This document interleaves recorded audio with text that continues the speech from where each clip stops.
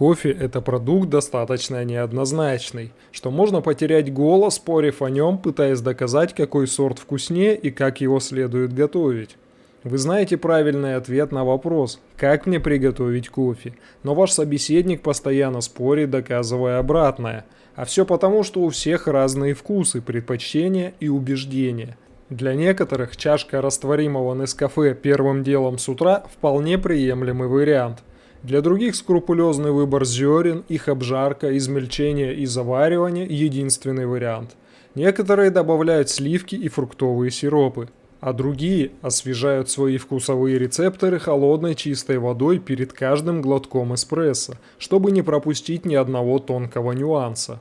Некоторые считают, что лучший кофе можно приготовить из кофемашины. Если вы считаете себя кофейным гурманом и считаете процесс выбора и приготовления кофе искусством, а не автоматическим процессом, вам, несомненно, понравятся наши кофейные секреты. Жареные кофейные зерна нельзя долго хранить без потери необычайно красивого, очень легкого аромата. Если при покупке вам предлагают высушенное зерно со слабым ароматом, не покупайте его, так как очень вероятно, что это старый кофе. Внимательно осмотрите зерна на предмет повреждений и наличия плесени. Неправильные условия хранения могут привести к плесени, это обычное и частое явление. Качественные зерна будут одинакового цвета и размера, а аромат свежеобжаренных кофейных зерен будет приятным, ярким и выразительным.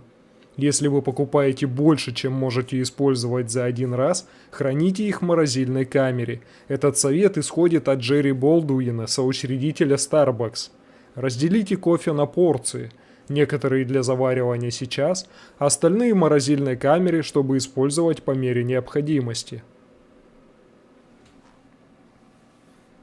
Лучший кофе получается из свежемолотых зерен.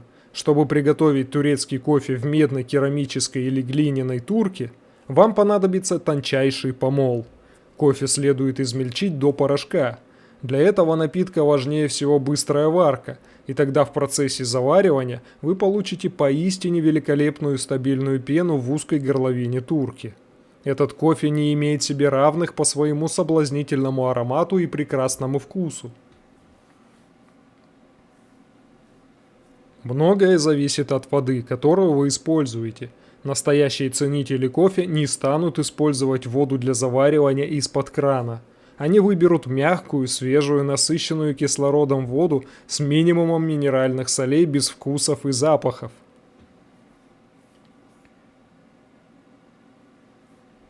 Использование качественной воды – это прекрасно, но вам также понадобится качественный кофе. Где его купить, у вас не должно возникнуть никаких трудностей, поскольку в обычных магазинах представлен широкий ассортимент кофе, а в специализированных еще больше. Таким образом, вы можете приобрести кофе любого производителя и сорта, какой пожелаете. На хорошей упаковке кофе, помимо логотипа производителя, будет указана дата обжарки.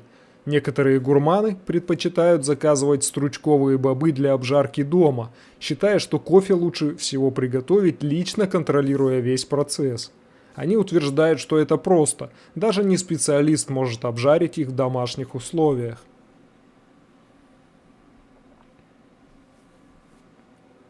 По мнению экспертов по кофе, щепотка обычной соли может творить чудеса с кофе. Попробуйте, великолепный аромат и гамма вкусовых ощущений вам гарантированы. Это также лучший способ смягчить жесткую воду и раскрыть истинный вкус кофе.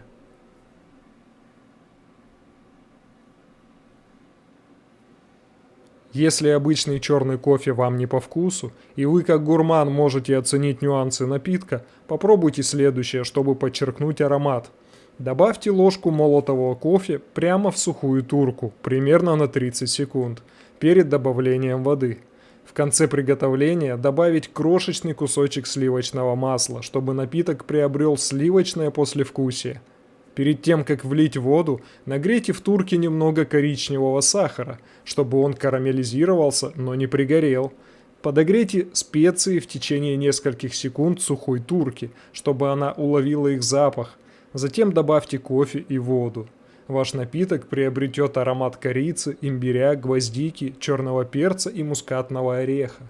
Когда вы начнете экспериментировать, трудно остановиться, потому что существует очень много возможных вкусов. Тем не менее, экспериментируйте с дополнительными ингредиентами с чувством меры.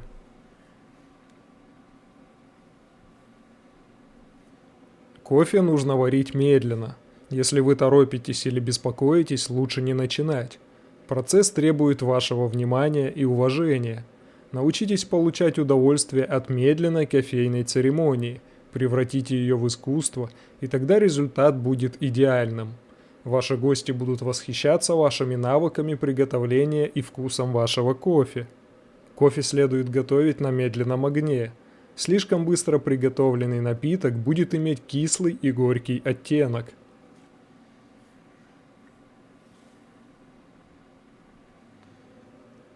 Кто-то любит сладкий кофе, кто-то предпочитает наслаждаться чистым вкусом горького напитка, не заглушая его прекрасные оттенки, но есть несколько важных причин для использования сахара в кофе, и ни одна из них не связана со сладостью напитка.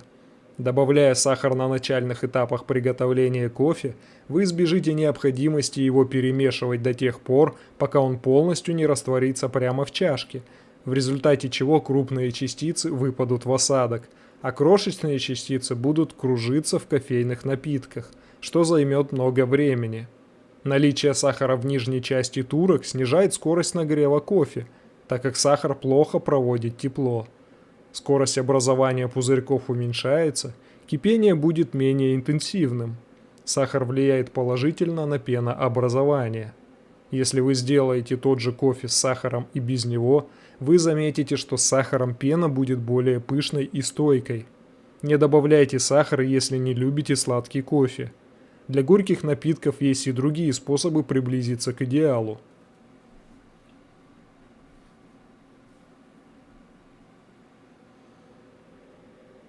Не позволяйте кофе закипеть.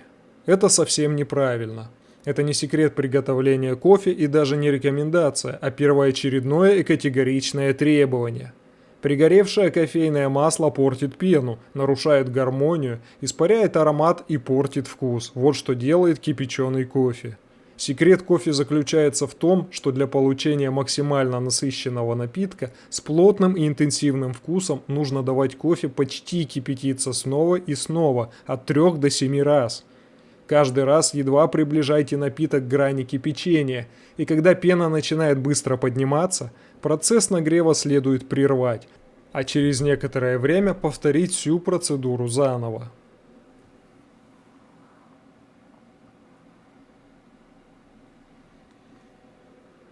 Наверняка вы слышали рекомендации приобретать наименьший размер турок. В них говорят, кофе намного вкуснее. Вы заметили, что кофейни готовят на жаровне 10 чашек кофе на 10 маленьких чашек и ни одной больше. Почему? Все просто.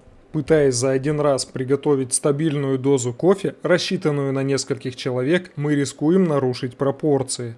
Достичь совершенства и одновременно неискаженного вкуса большого количества кофе действительно довольно сложно. Чтобы выбрать правильную комбинацию, необходимо поэкспериментировать с рядом скоростей нагрева и подходов к завариванию. Все-таки о вкусах не спорят. Сейчас мы расскажем, как пьют кофе в разных странах. Это самые оригинальные и необычные рецепты, чтобы вы расширили свой кругозор о кофе. И, конечно, открыли для себя новые вкусы, ароматы и способы насладиться напитком. Во Вьетнаме горячий кофе пьют с добавлением яичного желтка, сахара и сгущенного молока. В Финляндии свежесваренный кофе наливается в чашку с кусочком лапландского сыра на дне. В Гонконге кофе смешивают с крепким чаем, перцем и сгущенкой. Этот микс настолько необычен для нас, но это просто потрясающий вкус. В Германии изобрели хитрый напиток, которым можно легко замаскировать алкоголь на затяжных официальных или семейных торжествах. Ложка рома, кофе и минимум взбитых сливок поверх всего. Вот напиток, который называется фарисей. Для приготовления традиционного марокканского кофе необходимо измельчить кофейные зерна с семенами кунжута, черным перцем и мускатным орехом. Смесь действительно крепкая, поэтому выдохните, прежде чем сделать первый глоток обжигающего кофе со специями.